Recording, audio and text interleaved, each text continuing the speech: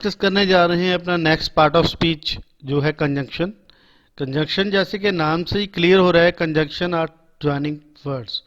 जो कंजंक्शन है उसका काम जो है वर्ड्स, फ्रेजेस, क्लॉजेस और सेंटेंसेस को जोड़ना। जो वर्ड्स दो वर्ड्स को, फ्रेजेस को या क्लॉजेस को आपस में जोड़ते हैं तो उसे हम कंजंक्शन का नाम देते हैं। जैसे कि मैंने एग्जांपल में लिख रखा है, Jim and Seema are good friends. ये दो नाउन को जोड़ रहा है, दो नाम को जोड़ रहा है, तो इसे हम कंजंक्शन का नाम देंगे। You will get through if you work hard. ये एक अलग सेंटेंस को जोड़ रहा है, एक क्लॉज को जोड़ रहा है, तो इसे हम जो है भी कंजंक्शन का नाम ही देंगे। तो आगे हमारे माइंड में जो क्वेश्चन राइज होता है कि कंजंक्शन की कौन कौन सी कैटेगरीज हैं, तो हम शुरू करते हैं। सबसे पहला जो कंजंक्शन है वो है कोऑर्डिनेट कंजंक्शन। कोऑर्डिनेट कंजंक्शन वो कंजंक्शन होती हैं जो दो वर्ड्स को या दो फ्रेजेस को लिंक करती हैं, जो कि इक्वल इंपॉर्टेंट होते हैं, और यहाँ हम कंपेयर करते हैं एक सेंटेंस को दूसरे सेंटेंस के साथ, तब भी हम ये कंजंक्शन का जरूर जो है यूज करते हैं। आओ हम समझते हैं आगे। जैसे नाइदर, नॉर, आइदर, और, बट, यट, इस तरीके से जो कंजंक्शंस यूज होती हैं उसे हम कोऑर्डिनेट कंजंक्शंस का नाम देते हैं। जैसे मैंने एग्जांपल में ये समझा रखा है, he is both illiterate and superstitious. तो ये दोनों शो कर रहा है कि वो इलिटरेट तो है ही है, साथ में जो है सुपरस्टिशियस भी है। तो neither he nor his friend is guilty, ना तो उसकी कोई गलती है ना उसके फ्रेंड की। तो ये इस तरह की जो कंजंक्शंस है इन्हें हम कोऑर्डिनेट कंजंक्शन के नाम से लिखेंगे। उसके बाद हमारे पास स्टूडेंट्स नेक्स्ट जो आता है वो है सबऑर्डिनेट कंजंक्शन।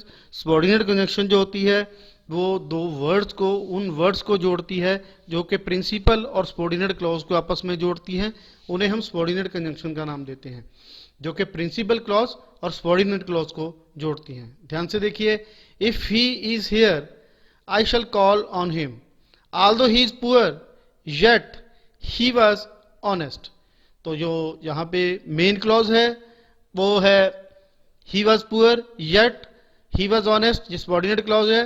तो इस तरीके से जो सबऑर्डिनेट और प्रिंसिपल क्लॉजेस को आपस में जोड़ती हैं, जो फ्रेजेस को आपस में जोड़ती हैं, उन्हें हम जो है वो सबऑर्डिनेट कंजंक्शन का नाम देंगे। तो ध्यान रखिए, एज के साथ एज ही फॉलो करेगा।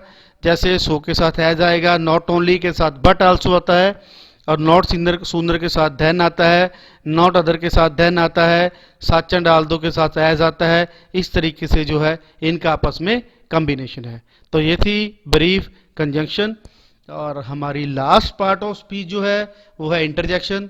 इंटरजेक्शन स्टूडेंट्स नाम से ही क्लियर है, the word which is use to express some sudden feeling और इमोशन। जो एक अचानक फीलिंग को एक्सप्रेस करे या एक अचानक हुए इमोशन को एक्सप्रेस करे, उसे हम इंटरजेक्शन का नाम देते हैं। जैसे अलास, हो, हुरा, लो। तो मैंने नीचे जो एक टेबल बनाया है कि अलग अलग उन्हें हम कैसे यूज कर सकते हैं। जैसे आह एक्सप्रेसिंग प्लीज के लिए भी यूज कर सकते हैं, दैट फील्स गुड। रेजिग्नेशन के लिए भी यूज कर सकते हैं, well it can not be helped. Surprise के लिए भी यूज कर सकते हैं, I have one. Alas grief के लिए, पिटी के लिए हम यूज करते हैं, दुख के लिए alas she is dead now. Dear pity के लिए भी, oh dear did you hurt, did it hurt, not hurt, यहाँ पे आएगा हर्ट। तो अर को हम हेजिटेशन के लिए भी यूज कर सकते हैं। हाय हम ग्रीटिंग के लिए यूज कर सकते हैं। वेल जो है हम सरप्राइज इंट्रोड्यूसिंग के लिए वेल नेवर के लिए भी यूज कर सकते हैं। हेलो है, वेल है। आउच पेन के लिए यूज करते हैं, ouch that hurts. Oh expressing hesitation के लिए यूज करते हैं, oh I don't know the answer to that. और एग्रीमेंट एक्सप्रेस करने के लिए हु, शैल वी गो, ओ हुआ। इस तरीके से जो है हम यूज करते हैं। तो ये थे हमारे 10 parts of speech, 8 parts of speech, जो कि हमने वन बाई वन करके डिस्कस किए हैं। मोस्टली अगर एग्जामिनेशन की बात करें तो जितने भी मैंने एग्जाम्स पास टाइम के देखे हैं DENG 103 के, उनमें मोस्टली डायरेक्ट क्वेश्चन 10 मार्क्स में इस तरह से नहीं पूछा जाता कि एडवर्ब क्या है इसकी टाइप्स बताइए, एडजेक्टिव क्या है इसकी टाइप्स बताइए। ये सिर्फ हमारी नॉलेज पर्पज के लिए है। एक्चुअल में इनमें से 2 मार्क्स में क्वेश्चन पूछा जा सकता है, जैसे एडजेक्टिव क्या है, कोई 2 टाइप्स बताइए, या कोई एडजेक्टिव का टाइप पूछ ले कि इंटेरोगेटिव एडजेक्टिव्स क्या होते हैं, इस तरीके से जो है हेल्पिंग वर्ब की डेफिनेशन दीजिए। इस तरीके से 2 मार्क्स के क्वेश्चन पूछे जा सकते हैं। लेकिन मैंने नहीं देखा कि कभी 10 मार्क्स में ये क्वेश्चन पूछा जाए कि एडवर्ब क्या है इसकी टाइप्स बताइए। तो आगे मैं कुछ डिस्कस करूंगा कि किस तरह के क्वेश्चन जो हैं प्रीवियस जो हैं क्वेश्चन पेपर से मैंने कुछ क्वेश्चन जो हैं कलेक्ट किए हैं, तो मैं आपके साथ 1 बाय 1 करके डिस्कस करूंगा जिस तरह के क्वेश्चन जो है वो पूछे जा सकते हैं एग्जामिनेशन में। जैसे ये क्वेश्चन पूछा गया था कि राइट डाउन द 10 इंटरजेक्शंस, तो कोई भी 10 इंटरजेक्शन जो है उसके बारे में लिखिए। तो ये मैं पहले डिस्कस कर चुका हूं आपसे, मैं दोबारा से देखो, that feels good, now I understand, alas, oh dear, ah, let's go, hello John, how are you today, hi, let us start, well, वाह। इस तरीके से जो है हम 10 जो है इंटरजेक्शंस लिखेंगे अगर हमें इंटरजेक्शन के ऊपर 10 मार्क्स का क्वेश्चन इस तरह से तरीके से पूछा जा सकता है। उसके बाद नेक्स्ट क्वेश्चन जो है वो पुट हुआ है, write down the 10 conjunction and use it in sentence, कि आप कोई भी 10 कंजंक्शंस यूज करिए और उनको जो है वो सेंटेंस में यूज करिए। तो जैसे बट यूज की हुई है मैंने, आगे सेंटेंस बना दिया है, एंड यूज किया हुआ है, आगे सेंटेंस बना दिया, और यूज किया है लाई, फ्री और डाई, या तो आजाद हो या मरो, नॉर यूज किया हुआ है, नाइदर और नॉर, यहाँ पे येट यूज किया हुआ है, उसके बाद एज दो यूज किया हुआ है, उसके बाद बिकॉज यूज किया है, उसके बाद अनलेस यूज किया है, सो यूज किया हुआ है और फार यूज किया हुआ है। तो इस तरीके से जो है इस तरीके से क्वेश्चन जो है एग्जाम में पूछे जाते हैं और हमें जो है उसी हिसाब से उसका आंसर देना होता है। तो मैं अगला क्वेश्चन डिस्कस करता हूं। ये भी एलपीयू जून 2060 में क्वेश्चन पूछा गया था कि राइट 10 सेंटेंसेस, कोई भी 10 सेंटेंस लिखिए और ये भी साथ में लिखिए कि ये क्या कम्प्लेक्स हैं, क्या सिंपल हैं या कंपाउंड हैं। तो ये भी लिखना है। तो थोड़ा सा मैं इस क्वेश्चन के माध्यम से आपको समझाऊंगा कि सिंपल सेंटेंस क्या है, कंपाउंड सेंटेंस क्या है और कॉम्प्लेक्स सेंटेंस क्या है, ताजो अगर एग्जाम में आपको इस तरह के क्वेश्चन पूछा जाए तो आप आसानी से उसका आंसर दे सको। देखो, सिंपल सेंटेंस में क्या होता है, एक सब्जेक्ट होता है और एक वर्ब होता है, उसके अलावा कुछ नहीं होता। तो जैसे the cat purred, he laughed, उसके बाद है शी एट एन एप्पल। देखो, ज्यादा से ज्यादा सब्जेक्ट है, एक वर्ब है और एक ऑब्जेक्ट हो सकता है। She ate an apple, she यहां पे सब्जेक्ट है, एट यहां पे वर्ब है और एन एप्पल क्या है, एक ऑब्जेक्ट है। तो जिस सेंटेंस में ये तीनों होते हैं, इसके अलावा कुछ नहीं होता, तो उसे हम सिंपल सेंटेंस का नाम देते हैं। आगे हम कंपाउंड समझते हैं। कंपाउंड जो है, कंपाउंड सेंटेंस जो दो क्लॉजेस को जोड़ता है आपस में, उसे हम कंपाउंड सेंटेंस बोलते हैं। और ध्यान रखना कि कंपाउंड सेंटेंस को हम उसे भी कहते हैं जिनको के कोऑर्डिनेटिंग कंजंक्शंस जो है वो आपस में जोड़ती हैं, उसे हम कंपाउंड सेंटेंस का नाम देते हैं।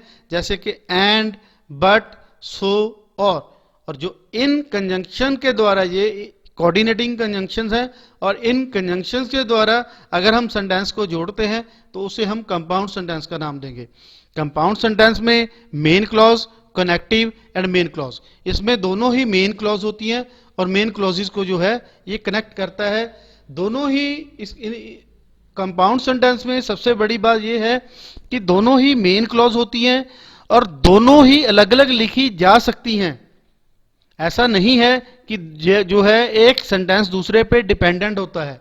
ठीक है, तो इस तरीके से जो है कंपाउंड सेंटेंस बनता है। जैसे मैं कुछ, I like banana and I like grapes, तो दोनों सेंटेंसेस को अलग अलग लिखा जा सकता है, उन्हें कंबाइन करने के लिए एंड यूज कर लिया। यू मे वॉच टीवी और you can go out to play, तो यहां पे कोऑर्डिनेटिंग कंजंक्शन और का यूज किया गया है। दोनों मेन सेंटेंस हैं और उनको जोड़ने के लिए जो कोऑर्डिनेटिंग कंजंक्शन यूज की जाती है उससे जो सेंटेंस बनता है उसे हम कंपाउंड सेंटेंस का नाम देते हैं। तो एग्जाम में अगर कंपाउंड सेंटेंस समझ में ना आए तो कोई दो सिंपल सेंटेंस ले लीजिए, उसको आपस में जोड़ दीजिए, तो आसानी से जो है आपका कंपाउंड सेंटेंस बन जाएगा। ठीक है, उसके बाद हम आते हैं कंप्लेक्स सेंटेंस। कंप्लेक्स सेंटेंस जो है मल्टीपल क्लॉजेस से बनता है। Complex sentence is formed when you join main clause and subordinate clause. जब आप मेन क्लॉज के साथ सबऑर्डिनेट क्लॉज को जोड़ते हो तो a subordinate clause is one that relies on the main clause to make sense. जब आप कंप्लेक्स सेंटेंस क्या होता है, जब आप मेन क्लॉज के साथ सबऑर्डिनेट क्लॉज को कनेक्टर के साथ जोड़ते हो तो उसे हम कंप्लेक्स सेंटेंस का नाम देते हैं। और जो सबऑर्डिनेट क्लॉज है वो मेन क्लॉज पे डिपेंडेंट होती है और बिना मेन क्लॉज के उसका कोई मतलब नहीं होता, उस सेंटेंस का कोई मीनिंग नहीं होता। The connective is a complex sentence or coordinative conjunctions and they tell us about the order or place in which things happened and relationship between events। तो कनेक्टर के साथ हम जो है इन्हें जोड़ते हैं, जैसे कि मैंने फॉर्मेट दिया है। कंप्लेक्स सेंटेंस में मेन क्लॉज, कनेक्टिव और कनेक्टर भी बोल सकते हैं हम। कनेक्टिव डिवाइस कोई भी हो सकती है, उसके बाद जो है सबऑर्डिनेट क्लॉज है उसमें ऐड होती है।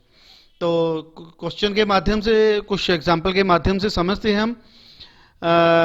Because of the prolonged recession, find a job is very difficult.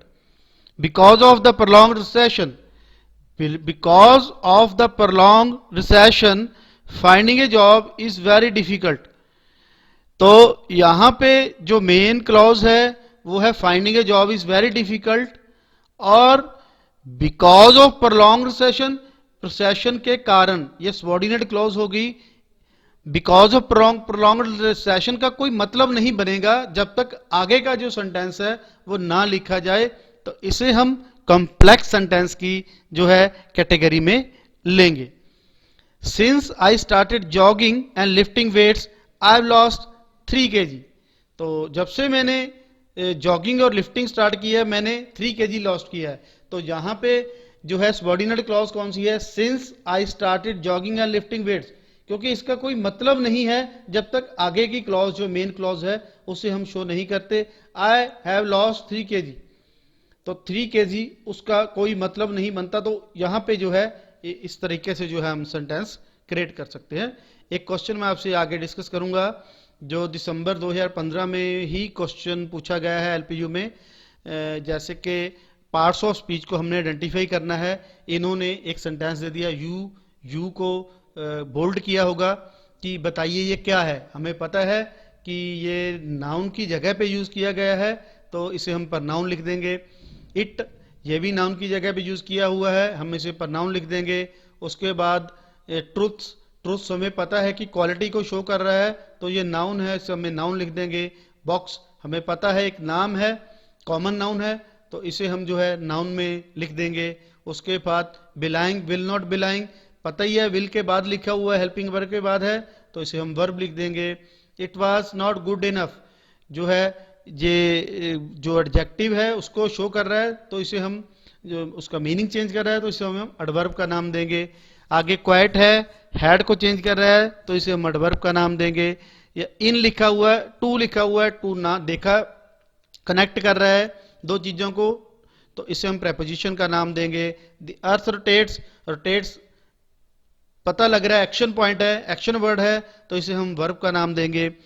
We must go now, now, now time को डिनोट कर रहा है, तो हम इसे एडवर्ब का नाम देंगे। वर्ब के बाद लिखा हुआ है, देखो वी मस्ट गो, हमें जाना चाहिए, नाउ, तो जो वो गो का जो वर्ब का जो मीनिंग है उसने डिफरेंट कर दिया।